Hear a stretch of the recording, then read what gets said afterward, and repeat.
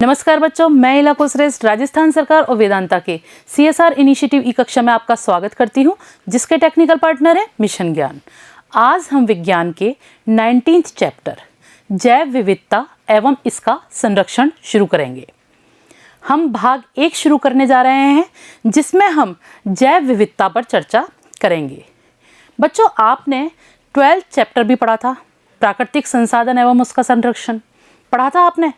तो वहाँ प्राकृतिक संसाधनों में हमने जैविक और अजैविक दोनों ही प्रकार के संसाधनों की बात की थी।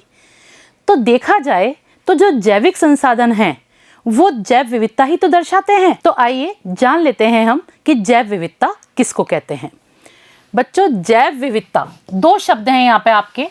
जैव से अर्थ है जीवन, यानी जैव का क्या अर्थ हुआ? जीवन। और विविधता का अर्थ होता है भिन्नता या विभिन्नता, यानी जीवों के बीच में पाई जाने वाली विभिन्नता, या जो भी जीवन है पृथ्वी पर उसके बीच में पाई जाने वाली जो विविधता है, विभिन्नता है, वही क्या कहलाती है? जैव विविधता कहलाती है। तो हम इसको परिभाषित करेंगे कि पृथ्वी पर पाए जाने वाले जीवधारियों के मध्य पाई जाने वाली विभिन्नता ही जैव विविधता कहलाती है। तो आपको जैव विविधता की जो परिभाषा देनी है वो ये परिभाषा है, हम एक बार फिर से रिपीट करेंगे। पृथ्वी पर पाए जाने वाले जीवधारियों के मध्य पाई जाने वाली विभिन्नता ही जैव विविधता कहलाती है। यह शब्द आया जीवधारियों। जीवधारियों से क्या मतलब हुआ? जितने भी सजीव पृथ्वी पर हैं, चाहे वो पादप हो चाहे वो जंतु हो, सभी प्रकार के जंतु, सभी प्रकार के पादप, सूक्ष्म से लेकर बड़े तक हर प्रकार का जो सजीव है वो जीवधारी के अंतर्गत आ रहा है। तो जितने भी सजीव हैं, जितने भी जीवधारी हैं, उनके बीच में पाई जाने वाली जो विविधता है, विभिन्नता है, वही क्या कहलाती है? जैव विविधता कहलाती है। अमेरिका में 1987 में प्रौद्योगिकी आकलन रिपोर्ट के अनुसार, किसके द्वारा की गई थी ये रिपोर्ट? संयुक्त राज्य अमेरिका के द्वारा 1987 में प्रौद्योगिकी आकलन रिपोर्ट के अनुसार जैव विविधता को परिभाषित किया गया था। तो वो परिभाषा क्या थी वो भी देख लेते हैं। जीव जंतुओं में पाए जाने वाली विभिन्नता, विषमता तथा पारिस्थितिक जटिलता जैव विविधता कहलाती है। इस परिभाषा को हम एक बार फिर से देखते हैं। जीव जंतुओं में पाई जाने वाली विभिन्नता, विभिन्नता का मतलब आप समझ चुके हो कि विभिन्न प्रकार के जीव या विभिन्न प्रकार की जातियां या प्रजातियां, जैसे मनुष्य एक प्रजाति है, कुत्ता एक प्रजाति है, आम का पेड़ एक प्रजाति है, नीम का पेड़ एक प्रजाति है। तो विभिन्न प्रकार की प्रजातियां हैं। तो ये तो हो गई विभिन्नता वाली बात। फिर विषमता, विषमता एक ही प्रजाति में बहुत से डिफरेंसेस पाए जाते हैं, विषमताएं पाई जाती हैं। जैसे मनुष्य प्रजाति में कोई लंबा होता है, कोई छोटा होता है या नहीं? या कुत्ते की कई सारी, अपने कई प्रकार के कुत्ते देखे, पोमेलियन भी देखा है, अल्सेशियन भी देखा है, हमने हर प्रकार के कुत्ते देखे हैं। तो यहाँ पे विषमता, विभिन्नता, यानी अलग अलग प्रकार की प्रजातियाँ, उनमें भी विषमताएं पाई जाती हैं। साथ में पारिस्थितिक जटिलता भी पाई जाती है। पारिस्थितिक जटिलता से मतलब क्या हुआ? इस पृथ्वी पर आप देखोगे तो विभिन्न प्रकार के भौगोलिक क्षेत्र हैं, तो सभी जगह का पारिस्थितिक तंत्र भी क्या होता है? अलग अलग होता है।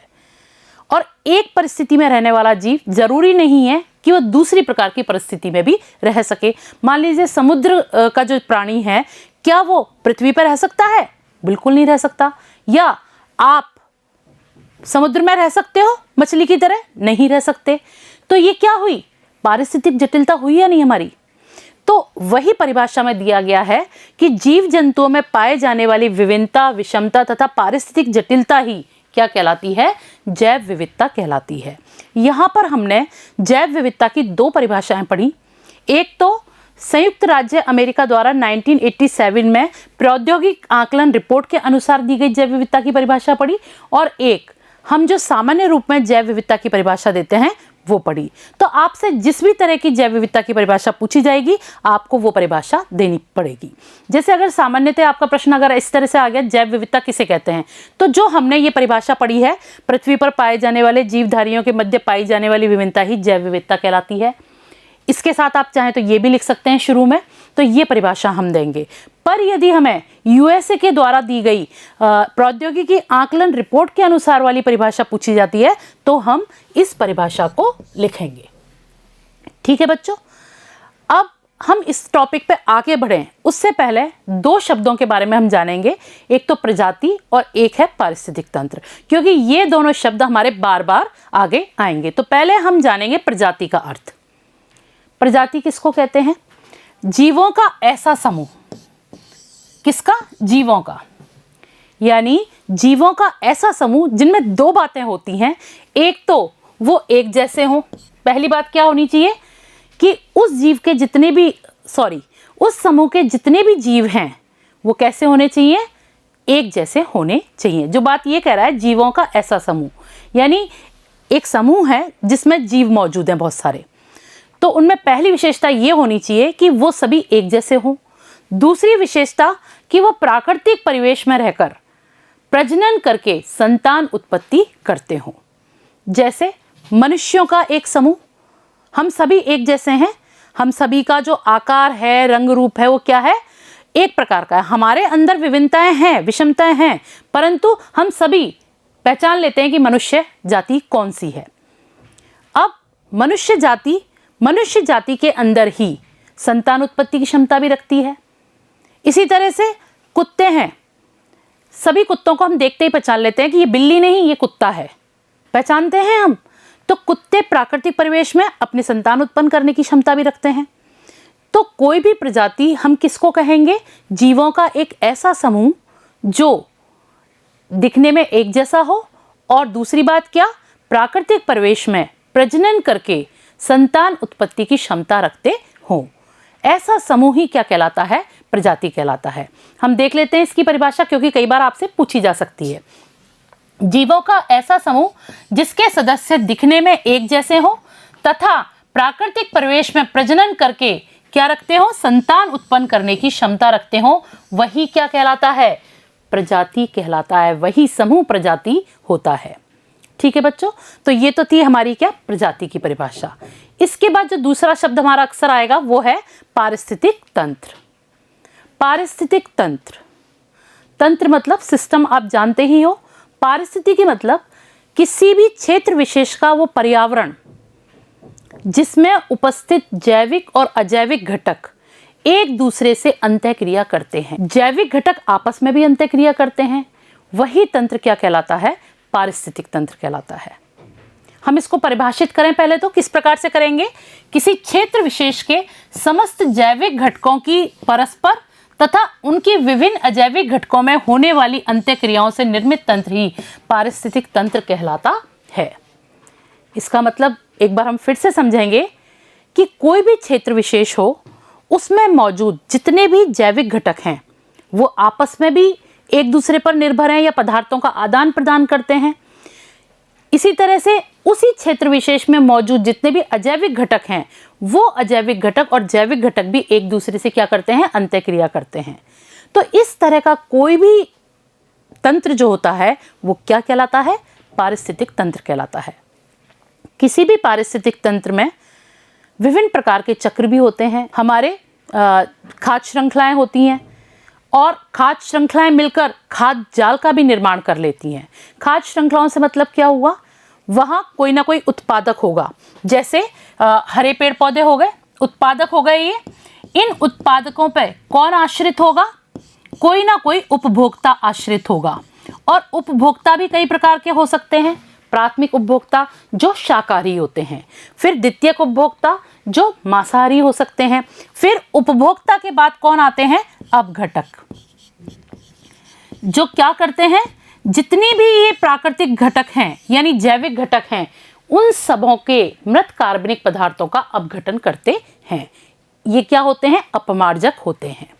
ठीक है बच्चों, तो कोई भी पारिस्थितिक तंत्र होता है उसमें खाद्य श्रृंखलाएं पाई जाती हैं और बहुत सारी खाद्य श्रृंखलाएं होती हैं और वही खाद्य श्रृंखलाएं मिलकर एक खाद्य जाल निर्मित कर लेती हैं। तो हमें ये परिभाषा याद रखनी होगी, क्योंकि 1 नंबर का प्रश्न आपसे ये भी पूछा जा सकता है कि पारिस्थितिक तंत्र किसे कहते हैं। तो आप क्या लिखेंगे? एक बार फिर से देखते हैं हम किसी क्षेत्र विशेष के समस्त जैविक घटकों की परस्पर तथा उनकी विभिन्न अजैविक घटकों में होने वाली अंतःक्रियाओं से निर्मित तंत्र ही पारिस्थितिक तंत्र कहलाता है। तो ये हमारी दोनों परिभाषाएं आप याद रखिएगा और दोनों शब्दों का अर्थ आप अच्छी तरह समझ गए होंगे। अब हम वापस से आते हैं जैव विविधता पर। अब सबसे पहले बात करते हैं जैव विविधता के स्तरों की। जैव विविधता के 3 स्तर होते हैं। पहला है आनुवंशिक विविधता, दूसरा है प्रजाति विविधता और तीसरा है पारिस्थितिक तंत्र विविधता। इन तीनों को हम एक एक करके लेंगे। सबसे पहले हम आ जाते हैं आनुवंशिक विविधता। आनुवंशिक विविधता, आनुवंशिक लक्षणों को आप अच्छी तरह समझते हैं कि किसको कहा जाता है आनुवंशिक लक्षण। एक पीढ़ी से दूसरी पीढ़ी में जाने वाले लक्षण। और किसके द्वारा पहुंचाए जाते हैं एक पीढ़ी से दूसरी पीढ़ी में? बताइए। आनुवंशिक इकाई यानी जीन्स के द्वारा पहुंचाए जाते हैं। तो आनुवंशिक लक्षणों में जो विविधता है वो किसके द्वारा हुई? जीन्स के द्वारा। तो आनुवंशिक विविधता की परिभाषा भी हम इसी प्रकार से देंगे कि एक ही प्रजाति के विभिन्न जीवों के बीच आनुवंशिक इकाई जीन्स के क्रम की भिन्नता या जीनों के कारण जो भिन्नता होती है उसे हम क्या कहते हैं? आनुवंशिक विविधता कहते हैं। क्या कह रहा है ये? एक ही प्रजाति यानी एक ही जीवों का ऐसा समूह जो प्रजाति कहलाता है, उसके अंदर जीन्स के क्रमों में परिवर्तन होने के कारण या जीन्स के कारण आने वाली पीढ़ी में जो विभिन्नता आती है वही क्या कहलाती है? आनुवंशिक विविधता कहलाती है। एक बार फिर से दोहरा लेते हैं इसको कि एक ही प्रजाति के विभिन्न जीवों के बीच आनुवंशिक इकाई जीन्स की क्रम की भिन्नता या जीनों के कारण जो भिन्नता होती है उसे ही हम क्या कहते हैं? आनुवंशिक विविधता कहते हैं। जैसे इसके कुछ उदाहरण हम देख लेते हैं। मनुष्य एक प्रजाति है। हम सभी के अंदर जीन्स के जो लगने का क्रम है वो अलग अलग होता है और उसी के कारण हम मनुष्य सभी एक हैं, एक ही प्रजाति के हैं, पर फिर भी हमारे अंदर विभिन्नता पाई जाती है। जैसे कोई लंबा है, कोई बौना है, कोई मंझला है। तो अगर लंबाई के गुण की बात करें तो हमारे अंदर सबके अंदर अलग अलग लंबाई वाला गुण है। तो किसके कारण है? जीन्स के कारण। तो ये क्या हो गई? आनुवंशिक विविधता हो गई। तो आनुवंशिक विविधता किसको कहते हैं आप अच्छी तरह समझ चुके होंगे। इसको हम 2 प्रकार से देख सकते हैं बच्चों। एक तो एक ही प्रजाति के विभिन्न जनसंख्या समूहों के मध्य, यानी एक ही प्रजाति के भी कई सारे जनसंख्या समूह होते हैं, उनके मध्य भी आनुवंशिक विविधता देखी जा सकती है। साथ में एक जनसंख्या के विभिन्न सदस्यों के मध्य, यानी एक प्रजाति का जो एक जनसंख्या समूह है उसके सदस्यों के मध्य। इसके हम कुछ उदाहरण ले लेते हैं। जैसे चावल की अलग अलग किस्में। हमने जो बात की एक ही प्रजाति के विभिन्न जनसंख्या समूहों के मध्य। चावल की बहुत प्रकार की किस्में होती हैं। यहाँ तो मैंने कुछ ही दे रखी हैं। हमारे भारत में 50,000 के करीब किस्में उगाई जाती हैं। तो यहाँ पे देखिए, ये अलग तरह का चावल है, ये अलग तरह का चावल है, ये अलग तरह का चावल है, ये अलग तरह का, ये अलग तरह का और ये अलग तरह का। तो यानी प्रजाति क्या है? चावल, पर उसके अलग अलग जनसंख्या समूह हैं ये। तो ये क्या किसके कारण है? ये आनुवंशिक विविधता के कारण। ठीक है, एक और उदाहरण देख लेते हैं। कुत्ते की कई नस्लें। जैसे ये कौन सी प्रजाति है? कुत्ते की प्रजाति है, पर ये अलग प्रकार का कुत्ता है, ये अलग जनसंख्या समूह हो गया कुत्ते का, ये अलग है, ये अलग है, ये अलग है, ये अलग है, ये अलग है, ये अलग है, और भी बहुत प्रकार के कुत्ते होते हैं। तो ये क्या हो गया? जो हम पहली बात कर रहे हैं, एक ही प्रजाति के विभिन्न जनसंख्या समूहों के मध्य। तो हम देख रहे हैं ना, इनमें डिफरेंसेस हैं एक ही प्रजाति के, पर इनमें विविधता देखने को मिल रही है। इसी प्रकार से एक और उदाहरण लेते हैं हम कि एक ही प्रजाति के सदस्यों की आंखों का रंग अलग अलग होना। जैसे मानव जाति है तो उसमें विभिन्न प्रकार की आंखों का रंग होता है। किसी की आंखें काली होती हैं, किसी की ग्रेइश होती हैं, किसी की ब्राउन होती हैं, किसी की हरी नीली होती हैं, किसी की बिल्कुल ब्लू होती हैं। तो ये एक ही प्रजाति के सदस्यों के मध्य जो विविधता है, विभिन्नता है, वो भी क्या है? आनुवंशिक विविधता कहलाती है। ये जो आनुवंशिक विविधता है, इसका हमारे जीवन में क्या महत्व है, ये जानेंगे हम। बच्चों, आनुवंशिक विविधता के कारण पर्यावरण से अनुकूलन में क्या मिलती है? सहायता मिलती है। क्योंकि किसी भी प्रजाति में जितनी अधिक से अधिक आनुवंशिक विविधता होगी, वो प्रजाति उतना ही पर्यावरण में क्या करेगी? सरवाइव करेगी या पर्यावरण से अनुकूलन स्थापित कर पाएगी। तो अधिक से अधिक आनुवंशिक विविधता जहां पर भी पाई जाएगी, जिस भी प्रजाति में पाई जाएगी, वो क्या होगा? उत्तरजीवित रहेगा। क्यों? क्योंकि मान लीजिए कभी ऐसी परिस्थिति आ जाए कि उस प्रजाति का विनाश हो रहा हो, तो अधिक से अधिक विभिन्नता होने पर कोई ना कोई विभिन्नता तो ऐसी होगी जो पर्यावरण से अनुकूलन स्थापित कर सके, और जो अनुकूलन स्थापित कर लेगी वही क्या कर जाएगी? सरवाइव कर जाएगी। तो यही सबसे पहला महत्व है कि जिस भी प्रजाति में जितनी अधिक आनुवंशिक विविधता पाई जाती है, उसके विलुप्त होने की संभावनाएं उतनी कम होती हैं। तो ये हमारा इसका पहला महत्व रहा। एक बार हम इसको पढ़ लेते हैं। आनुवंशिक विविधता विशिष्ट जीव या संपूर्ण प्रजाति को बदलते पर्यावरण से अनुकूलन में सहायक होती है। यही बात हमने करी थी। अर्थात किसी प्रजाति के सदस्यों में आनुवंशिक विविधता जितनी अधिक होगी, उसके विलुप्त होने का खतरा उतना ही कम होगा। क्यों? क्योंकि उसमें वातावरण के साथ अनुकूलन करने की जो क्षमता होगी वो अधिक होती है। ठीक है बच्चों, ये प्रश्न इसमें से आपका इस तरह से भी आ सकता है, डायरेक्ट तो पूछा ही जा सकता है कि आनुवंशिक विविधता का महत्व क्या है, पर आपसे ये भी पूछ सकते हैं किसी भी प्रजाति में अधिक आनुवंशिक विविधता का क्या लाभ है। तो आप बता सकते हो क्या लाभ हुआ? उसके विलुप्त होने का खतरा कम होगा और विलुप्त होने की संभावनाएं अपेक्षाकृत कम होती हैं। दूसरा क्या महत्व है इसका? इस विविधता के कारण एक प्रजाति की नई किस्मों का जन्म होता है। ये आप सभी पहले भी पढ़ चुके हैं कि विकास की प्रक्रिया के फलस्वरूप लंबे समय के बाद अचानक से कोई भी नई जाति उत्पन्न हो जाती है। तो जितनी अधिक आनुवंशिक विविधता होगी, उतनी ही नई किस्मों के जन्म होने का संभावना अधिक होती है, और इन्हीं आनुवंशिक विविधताओं के कारण ही किसी भी नई किस्म का जन्म होता है। और विकास की प्रक्रियाओं में क्या है? यही तो होता है, आनुवंशिक विविधता के कारण नई जाति या नई किस्म उत्पन्न हो जाती है। तो ये हमारा क्या रहा? आनुवंशिक विविधता का महत्व रहा। अब हम आते हैं जैव विविधता के दूसरे स्तर यानी प्रजाति विविधता पर। प्रजाति विविधता किसी क्षेत्र विशेष, या शब्द देखिए, क्षेत्र विशेष में पाए जाने वाले जीवों की विभिन्न प्रजातियों की कुल संख्या प्रजाति विविधता कहलाती है। यानी कोई भी हम इकाई क्षेत्र ले लें, कोई निश्चित क्षेत्र ले लें, उसमें मौजूद जितना भी फ्लोरा एंड फौना है, यानी जितनी भी वनस्पति और जितने भी जंतु हैं, वो सभी मिलकर क्या बनाते हैं? प्रजाति विविधता बनाते हैं। और जितनी भी वनस्पति और जितने भी जंतु के बीच में जो विभिन्नता है, वही ये जैव विविधता कौन सी है? प्रजाति जैव विविधता है या प्रजाति विविधता कहलाती है।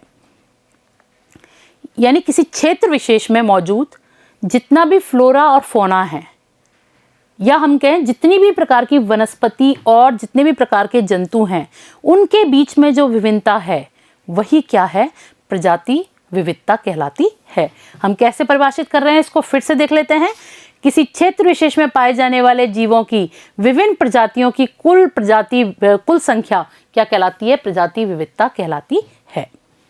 जैसे राजस्थान में हमने एक क्षेत्र विशेष ले लिया, राजस्थान में कितने प्रकार की वनस्पति है, कितने प्रकार के जंतु हैं, वो सभी मिलकर उनकी जो संख्या है वो क्या बना रही है? राजस्थान की प्रजाति विविधता बता रही है। इसी प्रकार से अगर हम इस पृथ्वी पर बात करते हैं, पृथ्वी को हमने एक क्षेत्र विशेष मान लिया, तो इस पृथ्वी पर मौजूद जितनी भी वनस्पति है, जितनी भी जंतु हैं, यानी समस्त जीवधारियों की जो संख्या है, वो इस पृथ्वी की प्रजाति विविधता है। यानी वास्तव में जो हम जैव विविधता परिभाषित करते हैं वो क्या है? एक प्रजाति विविधता है। वह हमारा क्षेत्र विशेष पूरी पृथ्वी की हम बात कर रहे होते हैं। क्षेत्र विशेष क्या हो गया? पूरी पृथ्वी है। ठीक है बच्चों, तो प्रजाति विविधता हमने किसको कहा? क्षेत्र विशेष में पाए जाने वाले विभिन्न प्रकार की प्रजातियों की जो कुल संख्या है वही क्या कहला रही है, प्रजाति विविधता कहलाती है। वास्तव में ये क्या है, जैव विविधता का अर्थ ही प्रजाति विविधता से होता है। मैंने आपको बताया जैव विविधता में हम पूरी पृथ्वी की बात कर रहे हैं। यदि हम प्रजाति विविधता में अपना क्षेत्र विशेष पूरी पृथ्वी ले लेते हैं तो हम किसकी बात कर रहे हैं, जैव विविधता की बात कर रहे हैं। तो वो यही बात कह रहा है कि वास्तव में जो जैव विविधता का जो अर्थ है वो किससे है, प्रजाति विविधता से है। हम जो कहते हैं ना कि विभिन्न प्रकार के जीवधारी जो दिखाई देते हैं, यानी विभिन्न प्रकार की जातियां दिखाई दे रही हैं जीवों में, तो वही क्या है, प्रजाति विविधता कहलाती है। जैसे पृथ्वी पर ये विभिन्न प्रकार के जंतु आपको देखने को मिलते हैं, विभिन्न प्रकार के पादप आपको देखने को मिलते हैं, तो ये सब क्या बताते हैं, एक क्षेत्र विशेष की प्रजाति विविधता बताते हैं। इसका मतलब क्या हुआ, कोई भी पारिस्थितिक तंत्र जो होगा, चाहे वो घास के मैदान का हो, चाहे समुद्र का हो, कहीं का भी हो, पारिस्थितिक तंत्र में तभी संतुलन कायम रहेगा जब मापक इकाई से क्या तात्पर्य हुआ, यानी प्रजाति विविधता किसी भी पारिस्थितिक तंत्र के संतुलन की मापक इकाई है। कैसे, कोई भी पारिस्थितिक तंत्र में जितनी अधिक जैव विविधता होगी या प्रजाति विविधता होगी, वो पारिस्थितिक तंत्र जो होगा वो उतना ही समृद्ध होता है। इसका मतलब ये हुआ कि किसी क्षेत्र विशेष में जितने अधिक वनस्पति और इसके जंतुओं के प्रकार होंगे,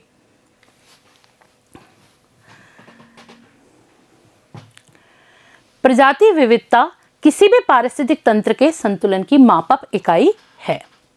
मापक इकाई का क्या मतलब हुआ, यानी ये बताती है प्रजाति विविधता कि कोई भी पारिस्थितिक तंत्र जो है वो कितना संतुलित है, यानी कब तक कायम रह सकता है, यानी वो कितना समृद्ध है और कितना स्थायी है। तो आप ये समझ लीजिए कि किसी भी पारिस्थितिक तंत्र में जितनी अधिक प्रजाति विविधता होगी, यानी जितनी अधिक प्रजातियां होंगी, वो पारिस्थितिक तंत्र उतना ही अधिक संतुलित होगा, यानी समृद्ध होता है। और जितना समृद्ध होगा वो उतना ही अधिक उत्तरजीवित रहेगा। ठीक है बच्चों, पृथ्वी पर ये भी आप समझते होंगे इस चीज को, कल्पना कीजिए या सोचिए इस चीज को कि पृथ्वी पर सूक्ष्म जीवों की संख्या तथा उनकी विविधता अन्य जीवों के मुकाबले कई गुना अधिक होती है। आकार में जितना छोटा जीव होगा उसकी संख्या और विभिन्नता उतनी ही अधिक होगी अपेक्षाकृत किसके, बड़े आकार के या अन्य जीवों के। ठीक है, अब हम आते हैं अपनी तीसरे स्तर पर जैव विविधता का। क्या था वो, पारिस्थितिक तंत्र जैव विविधता। तो तीसरी जो रही हमारी पारिस्थितिक तंत्र जैव विविधता, इसका मतलब क्या हुआ, पृथ्वी पर अनेक प्रकार के पारिस्थितिक तंत्र पाए जाते हैं। आप ये देखिए या ये सोचिए, आप ये सोचिए कि हमारी पृथ्वी पर विभिन्न प्रकार का भौगोलिक क्षेत्र देखने को मिलता है। जैसे कहीं मरुस्थल मौजूद है, कहीं ग्लेशियर्स मौजूद हैं, कहीं पर घास के मैदान हैं, कहीं पहाड़ हैं। तो अलग अलग प्रकार का जो भौगोलिक क्षेत्र है, इन सभी की अपनी अपनी अलग अलग भौगोलिक और पर्यावरणीय विशेषताएं होती हैं। और इन भौगोलिक और पर्यावरणीय विशेषताओं के कारण ही वहाँ जो जीव होते हैं या जातियाँ होती हैं, उनमें क्या पाई जाती है, भिन्नताएं पाई जाती हैं। और वही क्या कहलाती है, पारिस्थितिक तंत्र विविधता कहलाती है। इसको मैं एक बार फिर से बता रही हूँ, आपको फिर से समझा रही हूँ कि इस पृथ्वी पर विभिन्न प्रकार के भौगोलिक क्षेत्र पाए जाते हैं। जैसे कहीं घास के मैदान है, कहीं समुद्र है, कहीं कलकल बहता जल है नदियों का, कहीं ग्लेशियर्स हैं या बर्फीले पहाड़ हैं, कहीं पेड़ पौधों से ढके हुए पहाड़ हैं। तो ये जो विभिन्न प्रकार के जो भौगोलिक क्षेत्र हैं, इन सब की अपनी अपनी अलग अलग भौगोलिक और पर्यावरणीय विशेषताएं होती हैं। और वहाँ पर जो रहने वाले जीव हैं, उन सबों में उन विशेषताओं के कारण भिन्नताएं आ जाती हैं। और वही भिन्नताएं क्या कहलाती हैं, पारिस्थितिक तंत्र जैव विविधता कहलाती है। हम एक बार कैसे परिभाषित करेंगे देख लेते हैं। पृथ्वी पर अनेक प्रकार के पारिस्थितिक तंत्र पाए जाते हैं। इन सभी की अपनी अपनी भौगोलिक और पर्यावरणीय विशेषताएं होती हैं, जिसके कारण वहां पाए जाने वाले जीवों में भिन्नता होती है और यही विभिन्नता पारिस्थितिक तंत्र विविधता कहलाती है। जैसे हम कुछ पारिस्थितिक तंत्र के नाम देखते हैं। घास का मैदान, घास के मैदान में जो प्लांट होंगे वो कैसे होंगे? छोटे, और घास होगी, तो वहां रहने वाले और जो जीव हैं वो भी अलग तरह के होंगे। क्या आपने घास के मैदान में किसी शेर को देखा है क्या? नहीं, शेर कहाँ रहता है? जंगलों में रहता है। तो वहां क्या हो गया? वन का पारिस्थितिक तंत्र हो गया। पहाड़, यानी इन पहाड़ों पर जो जीव हैं, प्लांट्स हैं या रहने वाले जीव हैं वो अलग तरह के हैं। ये मरुस्थलीय पारिस्थितिक तंत्र हो गया। यहाँ रहने वाले जो जीव हैं या प्लांट्स हैं या जंतु हैं वो अलग तरह के हैं। इसी तरह से नदी घाटी के, इसी तरह से उष्णकटिबंधीय बंद समुद्र, ये सब क्या हैं? विभिन्न प्रकार के पारिस्थितिक तंत्र हैं। इन सबों के अंदर जो जीव रहते हैं, चाहे प्लांट्स हो चाहे जंतु, उनमें क्या पाई जाती हैं? विभिन्नताएं। समुद्र में रहने वाले जीव और इस घास के मैदान में रहने वाले जीवों में विभिन्नता होगी? बिल्कुल होगी। इसी तरह से इन पहाड़ों पर रहने वाले, साथ में इन घास के मैदान में रहने वालों में विभिन्नता होगी, या इस मरुस्थल में रहने वालों में विभिन्नता होगी? बिल्कुल होगी। यहाँ की वनस्पति और यहाँ के जंतु दोनों ही कैसे होते हैं? विभिन्नता रखते हैं, और यही विभिन्नता क्या है? पारिस्थितिक तंत्र विविधता कहलाती है। ठीक है बच्चों, ये तो थे हमारे जैव विविधता के 3 स्तर। अब हम बात करते हैं वैश्विक जैव विविधता, यानी पूरे विश्व की जैव विविधता के कुछ आंकड़े और कुछ संक्षिप्त जानकारी हम प्राप्त करेंगे। मिलेनियम इकोसिस्टम असेसमेंट के अनुसार पृथ्वी पर जीवों की 50 से लेकर 300 लाख प्रजातियां पाई जाती हैं। यहां पर आपने एक वाक्य पढ़ा, मिलेनियम इकोसिस्टम असेसमेंट के अनुसार। मिलेनियम इकोसिस्टम असेसमेंट क्या है बच्चों? ये मनुष्य के क्रियाकलापों का जो पर्यावरण पर प्रभाव पड़ता है उसका मूल्यांकन है। इसके अनुसार पृथ्वी पर 50 लाख से 300 लाख प्रजातियां पाई जाती हैं, परंतु आज वैज्ञानिक जो खोज पाए हैं या जिनके बारे में जानते हैं वो कितनी है हमारे को पता अभी तक? 17 से 20 लाख। मतलब कितने आश्चर्य की बात है कि पृथ्वी पर मौजूद हैं इतनी जातियां, पर हम उनसे परिचित नहीं हैं। हम उन्हें देख भी नहीं पाए, हम उन्हें जानते भी नहीं हैं। हम केवल कितना जानते हैं? 17 से 20 लाख, जबकि पृथ्वी पर कितनी मौजूद हैं? 50 से 300 लाख प्रजातियां पाई जाती हैं। ये केवल कितनी हुई? लगभग 7% हैं ये। तो ये कौन बताता है? ये कौन सा असेसमेंट बता रहा है हमको? मिलेनियम इकोसिस्टम असेसमेंट के अनुसार ये आंकड़े हैं कि पृथ्वी पर 50 से 300 लाख प्रजातियां पाई जाती हैं, पर हम या वैज्ञानिक अभी तक केवल 17 से 20 लाख प्रजातियों की ही पहचान कर पाए हैं। तो वास्तव में हम कितनी प्रजातियों को पहचानते हैं? लगभग 7%। ठीक है बच्चों, अगर हम पृथ्वी पर जैव विविधता की बात करें तो पृथ्वी पर जैव विविधता का जो वितरण है, यानी जो फैलाव है, वो क्या है? असमान है। असमान मतलब सभी जगह पर, सभी क्षेत्रों में समान रूप से जैव विविधता नहीं है, असमान है। आप इस ग्लोब को देखिएगा, ये इस पृथ्वी की संरचना आपको दिखाई दे रही है। ये जो बीच में रेखा जा रही है ये कौन सी है आपकी? 0 डिग्री पर विषुवत रेखा, यानी भूमध्य रेखा। ये 0 डिग्री पर है। इससे 23.5 डिग्री उत्तर में ये है कर्क रेखा, और ये 23.5 डिग्री दक्षिण में ये क्या है? मकर रेखा। ये जो भूमध्य रेखा है इसके बिल्कुल जो पास वाला एरिया है, यहाँ पर जैव विविधता बहुत अधिक समृद्ध होती है। जैसे जैसे हम इस भूमध्य रेखा से दूर होते जाएंगे, चाहे दक्षिण की तरफ हो चाहे हम कहाँ हो, उत्तर की तरफ हो, जैव विविधता क्या होती जाती है? कम होती जाती है। इतना तो आप जानकारी रखते हैं कि आपको पता है ये जो क्षेत्र है उष्णकटिबंधीय वनों वाला, इसमें जैव विविधता कैसी है? अधिक और समृद्ध है। पर ध्रुव पे क्या, जैसे हमारे भारत में लोग बाग और विभिन्न प्रकार की जातियां पेड़ पौधों की, जंतुओं की देखने को मिल रही है, क्या ध्रुवों पे दिखाई देती हैं? नॉर्थ पोल और साउथ पोल पे दिखाई देती हैं? बिल्कुल नहीं दिखाई देती। तो वही बात हम कह रहे हैं कि जैव विविधता का जो वितरण है वो क्या है? असमान है। भूमध्य रेखा के आसपास का जो एरिया है दोनों तरफ, उत्तर की तरफ हो चाहे दक्षिण की तरफ, वो क्या है, जैव विविधता से समृद्ध है। पर जैसे जैसे हम दूर होते जाएंगे, चाहे दक्षिण की तरफ दूर हो चाहे उत्तर की तरफ दूर होते जाएं, तो क्या होती जाएगी, जैव विविधता कम होती जाती है। और अधिक मात्रा में समृद्ध जैव विविधता भूमध्य रेखा के आसपास के क्षेत्र में और कर्क रेखा से लेकर भूमध्य रेखा के मध्य में और भूमध्य रेखा से मकर रेखा के मध्य में पाई जाती है। हम एक बार इस ग्लोब को अगर खोल लें, इसको हम खोल लें तो हम किस प्रकार से देखेंगे वो हम देखते हैं। हमने खोल लिया, यहाँ पर ये क्या है, इक्वेटर यानी भूमध्य रेखा, और ये ऊपर कर्क रेखा, और ये क्या है, मकर रेखा। तो आप देखिए कर्क और मकर रेखा के बीच में कौन कौन सा क्षेत्र आ रहा है। तो हम बात करें मध्य और दक्षिण अमेरिका, दक्षिण पूर्वी एशिया या फिर अफ्रीका का कुछ भाग। तो यहाँ पे देखिएगा मध्य अमेरिका, ये दक्षिण अमेरिका, ये अफ्रीका का कुछ भाग, ये वाला, और आपका दक्षिण पूर्वी जो एशिया वाला भाग है, ये वाला जो भाग है वो जैव विविधता से क्या है, समृद्ध क्षेत्र कहलाता है।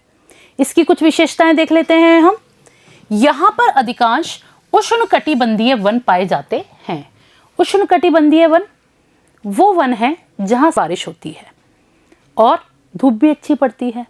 यहाँ पे घने वन पाए जाते हैं, और ऐसे वन भी पाए जाते हैं जहाँ पे सूरज का प्रकाश नीचे तक, पृथ्वी तक पहुँच ही नहीं पाता। आपने अमेज़न वनों के बारे में सुना होगा, ब्राज़ील के, वो भी उष्णकटिबंधीय वन है। इसी तरह से ये पृथ्वी के कुल क्षेत्रफल का कितना भाग है, केवल 7%। यानी पृथ्वी का, इस पूरी पृथ्वी का जो क्षेत्रफल है उसका केवल 7% भाग ही ये वाला यहाँ पर है। इस 7% भाग में वनस्पतियों की 2/3 जातियां पाई जाती हैं। कितने आश्चर्य की बात है कि भूमि का क्षेत्रफल तो कितना है, केवल 7% ही है, जबकि वनस्पति की 2/3 प्रजातियां, यानी इस पृथ्वी पर मौजूद वनस्पति को 3 भागों में बांटा जाए तो उसके 2 भाग केवल इसी भाग में पाए जाते हैं। इसी तरह से कशेरुकी प्राणियों की 30% प्रजातियां, कशेरुकी जिनमें रीढ़ की हड्डी पाई जाती है, वर्टिब्रेट्स, उनकी 30% प्रजातियां इस क्षेत्र में पाई जाती हैं। ऐसे ही कीटों की, इंसेक्ट्स जो होते हैं, उनकी 90% प्रजातियां इस क्षेत्र में पाई जाती हैं। हमने अभी पढ़ा था कि हम केवल 7% प्रजातियों के बारे में ही जानते हैं, यानी वैज्ञानिक अभी तक 7% प्रजातियों को खोज पाए हैं, 17 से 20 लाख प्रजातियों को ही जान पाए हैं। तो बाकी प्रजातियां भी इस पृथ्वी पर हैं, हम वहां तक पहुंच ही नहीं पाए, हम उनको देख ही नहीं पाए हैं। आपको पता होना चाहिए बच्चों, कुछ वन, कुछ जंगल इस तरह के हैं जहां अंदर तक पहुंचा ही नहीं गया है अब तक। तो इसी कारण बहुत सी प्रजातियां हमसे दूर हैं, हम जिनके बारे में कुछ नहीं जानते। तो ये आपने इस क्षेत्र में कुछ विशेषताएं, यानी इस क्षेत्र में पाए जाने वाली प्रजातियों के बारे में एक आकलन देखा, या फिर कहना चाहिए एक प्रकार से आंकड़े हमने देखे। अब हम बात करते हैं कि 1999 में पर्यावरण एवं वन मंत्रालय, भारत सरकार ने एक रिपोर्ट प्रस्तुत की। उसके अनुसार इस पृथ्वी पर जंतु विविधता पादप विविधता से अधिक है, यानी जंतुओं में विविधताएं अधिक देखने को मिल रही हैं इन कंपैरिजन ऑफ पादपों के, यानी प्लांट्स के। तो वो यही बात कह रहा है। ये रिपोर्ट किसने प्रस्तुत की थी? भारत सरकार के पर्यावरण एवं वन मंत्रालय ने। और कब? 1999 में उन्होंने एक रिपोर्ट प्रस्तुत की जिसमें उन्होंने बताया कि इस पृथ्वी पर जंतु विविधता पादप विविधता से अधिक है। अब हम थोड़े से आंकड़े देखते हैं, उससे आप अनुमान लगा सकते हैं कि जंतु विविधता पादप विविधता से कैसे अधिक है। सबसे पहले इस जंतु जगत के बारे में हम बात करते हैं। जंतु जगत में विभिन्न प्रकार के प्राणी हैं। तो हम देख लेते हैं, जैसे स्तनपायी, यानी स्तनधारी जंतुओं की कितनी जातियां हैं या कितनी प्रजातियां हैं? 4629। इसी तरह से पक्षी वर्ग की कितनी प्रजातियां हैं? 9026। प्रोटिस्टा की 31259, यानी प्रोटिस्टा जो वर्ग है उसकी कितनी हो गई? 31259। इसी तरह से सरीसृप कौन से हैं? रेंग कर चलने वाले जंतु जिनमें सांप वगैरह आते हैं, उसकी कितनी प्रजातियां हैं? 5817। इसी तरह से उभयचर यानी जो जल और थल दोनों पे रहते हैं, जैसे मेंढक, इस तरह के जो जीव हैं उभयचरी जीव, वो क्या है, कितने हैं यहाँ पे पृथ्वी पे? 5150, यानी इतनी प्रजातियां हैं। 5150 प्रजातियां हैं। 5150 प्रजातियां हैं किसकी? उभयचरों की। फिर आता है मछली वर्ग, इसकी 21,723 प्रजातियां पृथ्वी पर मौजूद हैं। इसी तरह से प्रोटोकॉर्डेटा की 2106 प्रजातियां हैं। अन्य अकशेरुकी में जैसे सिलेंट्रेटा वर्ग के जीव हैं, या एनेलिडा वर्ग के जीव हैं, या प्लेटीहेल्मिन्थेस के जीव हैं। विभिन्न प्रकार के जो अन्य अकशेरुकी वर्ग के जो जीव हैं, उनमें हम देखें तो कौन सी कितनी है? 87,121 प्रजातियां मौजूद हैं। इसी तरह से आर्थ्रोपोडा की, ये भी एक संघ है अकशेरुकियों का, इसकी कितनी है?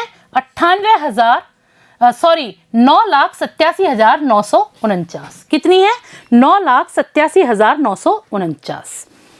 मॉलस्क, ये भी एक संघ है किसका? अकशेरुकियों का, तो इसकी कितनी है? 66,535। यानी अकशेरुकी में इन दोनों को छोड़ दें तो बाकी कितनी प्रजातियां हैं? 87,121। तो आपने यहाँ पे देखा कि विभिन्न वर्गों में कितनी कितनी प्रजातियां इस पृथ्वी पर मौजूद हैं जंतु जगत में। तो सबसे अधिक जो प्रजाति हुई वो कौन से संख्या कौन से इस गोले में दिखाई दे रही है आपको? वो है आर्थ्रोपोडा। यानी देखा जाए तो अधिकतम विविधता हमको कहाँ देखने को मिलती है? आर्थ्रोपोडा। और जंतु जगत में सबसे कम विविधता हमको कहाँ देखने को मिलती है? प्रोटोकॉर्डेटा में। कितना है? 2106। कई बार आपसे एग्जाम में ये पूछा जाता है बच्चों कि सबसे अधिक जैव विविधता किसमें देखने को मिलती है, तो आप बताएंगे किसमें? आर्थ्रोपोडा संघ में। और सबसे कम प्रोटोकॉर्डेटा में। ऑब्जेक्टिव प्रश्नों के रूप में भी आ सकता है और अति लघुत्तरात्मक यानी 1 नंबर के प्रश्नों के रूप में भी ये प्रश्न आपसे पूछा जा सकता है। तो ये एक नज़र हमने जंतु जगत की जैव विविधता के आंकड़ों पर डाली। इसी प्रकार से हम पादप जगत के बारे में देख लेते हैं। पादप जगत में अगर हम देखें तो वायरस की कितनी प्रजातियां हैं? लगभग 4000। जीवाणुओं की भी लगभग 4000 हैं। एंजियोस्पर्मी पादप, उनकी कितनी है?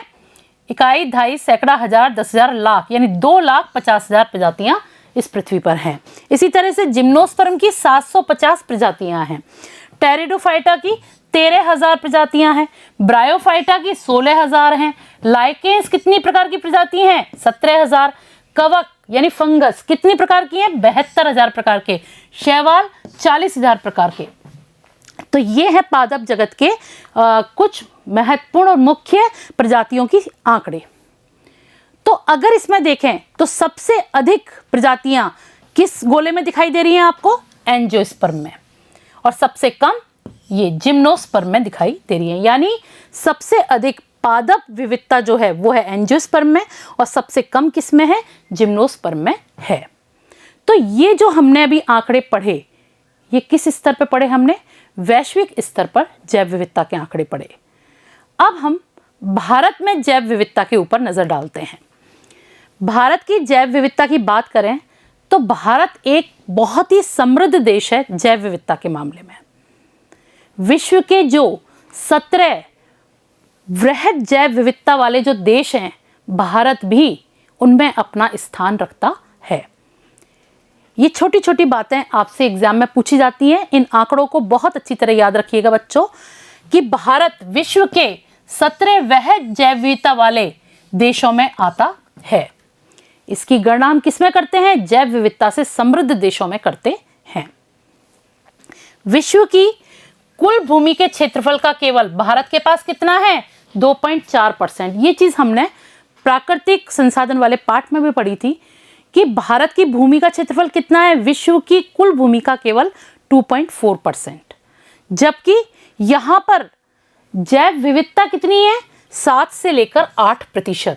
यानी जो सजीवों की प्रजातियां पाई जाती हैं वो इतने कम क्षेत्रफल में कितनी अधिक है? 7 से 8%। यानी विश्व में जो जैव विविधता है उसकी 7 से लेकर 8% जैव विविधता इतने कम क्षेत्रफल में भारत में देखने को मिलती है। भारत में विश्व के लगभग सभी प्रकार के पारिस्थितिक तंत्र पाए जाते हैं। ये भी एक बहुत बड़ा कारण है कि यहाँ पर इतनी समृद्ध जैव विविधता मिलती है। कि भारत में जैव विविधता इतनी अधिक है तो क्यों है? क्योंकि यहाँ पे विभिन्न प्रकार के पारिस्थितिक तंत्र मौजूद हैं। एक छोटे से देश में भी इतने प्रकार के पारिस्थितिक तंत्र हैं। कौन कौन से? जैसे यहाँ पर घास के मैदान भी हैं, अपने ऊंचे ऊंचे पहाड़ों पर भी घास के मैदान है, जैसे बुग्याल वगैरह। उष्ण वर्षावन जो हमेशा हरे रहते हैं। इसी तरह से शीतोष्ण वन जो ठंडे प्रदेशों में पाए जाते हैं। मैंग्रोव पादप जो दलदली भूमि में पाए जाते हैं, जैसे सुंदरवन वाला क्षेत्र जो है वो कौन सा पारिस्थितिक तंत्र है? मैंग्रोव पादपों का। प्रवाल भित्ति क्या है? मूंगे की बनी हुई चट्टानें। सीलेंट्रेटा वर्ग के जो पॉलिप प्रकार के जो जंतु हैं उनसे प्रवाल भित्तियां बनती हैं। ये कहाँ है? अंडमान के पास देखोगे तो आप वहाँ पे भी बहुत अधिक हैं। अपने जो आइलैंड्स हैं अंडमान निकोबार वगैरह, वहाँ पे प्रवाल भित्तियों से संबंधित पारिस्थितिक तंत्र पाया जाता है। कच्छ की खाड़ी में भी पाए जाते हैं। इसी तरह से नदी घाटी, इसी तरह से द्वीप यानी बहुत से आइलैंड्स भी हैं। इसी तरह से मरुस्थल, यानी ये विभिन्न प्रकार के पारिस्थितिक तंत्र हैं जो केवल हमारे भारत में ही पाए जाते हैं। और इसीलिए आपने पढ़ी थी ना पारिस्थितिक जैव विविधता, स्तर पढ़ा था पारिस्थितिक जैव विविधता का। हर प्रकार की जैव विविधता जो है वो एक सी नहीं होती। विभिन्न प्रकार के पारिस्थितिक तंत्रों में, हर प्रकार के पारिस्थितिक तंत्र में अलग अलग प्रकार की जैव विविधता पाई जाती है और इसलिए हम जैव विविधता से समृद्ध देश हैं। ठीक है बच्चों, इसके बाद हम देखते हैं कि पर्यावरण एवं वन मंत्रालय भारत सरकार की 2009 की जो रिपोर्ट है, कब की? 2009 की। किसकी? भारत सरकार के पर्यावरण एवं वन मंत्रालय की रिपोर्ट के अनुसार भारत में वनस्पति की कुल 45,968 प्रजातियां पाई जाती हैं। कितनी पाई जाती हैं? 45,968 प्रजातियां। और इसी तरह से जंतुओं की 91,364 प्रजातियां पाई जाती हैं। कितनी पाई जाती हैं? 91,364। जंतुओं की कितनी प्रजातियां पाई जाती हैं? 91,364 प्रजातियां पाई जाती हैं। यानी भारत में वनस्पति की इतनी और जंतुओं की इतनी प्रजातियों की पहचान हो चुकी है। और हो सकता है अभी तो बहुत सी ऐसी प्रजातियां भी भारत में होंगी जिनके बारे में हम जानते ही नहीं है, जिनको पहचानते ही नहीं है। ये तो वो प्रजातियां हैं पौधे और जंतुओं की जिनकी पहचान हो चुकी है। वनस्पति की प्रजातियों में कुछ आंकड़े देख लेते हैं हम। जैसे 16,000 तो फल फूल वाले पौधे हैं, 12,500 कवक यानी फफूंदे हैं। इसी तरह से 2500 के करीब प्रजातियां किसकी हैं? ब्रायोफाइट्स की हैं। 2300 के शैवाल हैं, 1600 लाइकेन तथा 1000 क्या हैं? फर्न के पादप हैं। यानी ये विभिन्न प्रकार के कैटेगरीज हैं या विभिन्न प्रकार के पादप हैं या वनस्पति हैं जिनकी इतनी इतनी प्रजातियां भारत में हैं। ये तो कुछ ही आंकड़े हैं। अब हम इसी तरह से जंतुओं के पे नजर डालते हैं, जंतुओं की प्रजातियों पे। अगर स्तनधारियों की बात करें तो भारत में 397 प्रजातियां हैं। पक्षियों की 1232 प्रजातियां हैं। सरीसृपों की 460, उभयचरों की 240, मछलियों की 2546 और कीटों की 59,300। यानी ये कुछ प्रजातियां हैं जंतुओं की जो हमारे भारत में इतनी संख्या में या इतने आंकड़ों में मौजूद हैं। ये तो कुछ ही हैं, और भी हैं। ये तो हमने कुछ उदाहरण स्वरूप, वनस्पति के भी कुछ उदाहरण स्वरूप प्रजातियों की संख्या बताई है और जंतुओं के भी उदाहरण स्वरूप कुछ संख्या बताई है। कृषि विविधता की दृष्टि से देखें तो कृषि विविधता का मतलब आप सभी को पता है, भारत एक कृषि प्रधान देश है। यानी हम जो किसान कृषि करता है तो उसमें हम कितनी विविधता रखते हैं, यानी कितने प्रकार की प्रजातियों के पौधे उगाए जाते हैं फसल के रूप में। तो कृषि विविधता की दृष्टि से भी भारत का विश्व में एक महत्वपूर्ण स्थान है। विश्व में कृषि सहयोग के स्थान पर भारत का क्या स्थान है? 7वां। यानी विश्व में वो कृषि के क्षेत्र में कितना सहयोग देता है, इस हिसाब से भारत का 7वां स्थान है विश्व में। यह आपसे पूछा जा सकता है। कृषि जैव विविधता की दृष्टि से भारत का विश्व में कौन सा स्थान है, या कृषि में सहयोग की दृष्टि से, सहयोग के हिसाब से भारत का विश्व में कौन सा स्थान है। तो आप समझ गए होंगे विश्व में कौन सा स्थान है? 7वां। तो कुछ आंकड़े उदाहरण स्वरूप यहाँ पे भी देख लेते हैं। भारत में खाद्य फसलें कितनी प्रजातियों की उगाई जाती हैं? 167 प्रकार की, यानी 167 प्रकार की खाद्य फसलों का उत्पादन होता है। अब जैसे चावल की फसल है, चावल में कितनी किस्में हैं? ये तो प्रजातियां हैं 167, उनमें से एक प्रजाति हमने ली चावल की। चावल की कितनी किस्में हैं? 50,000 किस्में हैं जो भारत में उगाई जाती हैं। इसी तरह से आम की कितनी किस्में हैं जो भारत में उगाई जाती हैं? 1000 किस्में हैं जो भारत में उगाई जाती हैं। तो ये एक नज़र हमने कृषि विविधता की दृष्टि से कुछ आंकड़ों पर डाली। आज हमने जो वीडियो पढ़ा उसमें हमने जैव विविधता पर चर्चा की थी। सबसे पहले हमने जाना कि जैव विविधता क्या है, फिर जैव विविधता के स्तरों के बारे में बात की। 3 स्तर थे: आनुवंशिक जैव विविधता, प्रजाति जैव विविधता और पारिस्थितिक तंत्र जैव विविधता। फिर हमने वैश्विक स्तर पर और भारत के क्षेत्र में जैव विविधता के कुछ आंकड़ों पर नजर डाली। आज हम इतना ही पढ़ेंगे। अब हम आते हैं आज के टॉपिक से दिए गए 2 प्रश्नों पर। तो आपका पहला प्रश्न रहेगा, जिसे आप अपनी नोटबुक में नोट करिएगा। क्वेश्चन 1, किस विविधता के कारण एक प्रजाति की नई किस्मों का जन्म होता है? क्वेश्चन 1 मैं फिर से रिपीट कर रही हूं, आप नोट करिएगा। किस विविधता के कारण एक प्रजाति की नई किस्मों का जन्म होता है? क्वेश्चन 2, भारत में पूरे विश्व की कितने प्रतिशत जैव विविधता पाई जाती है?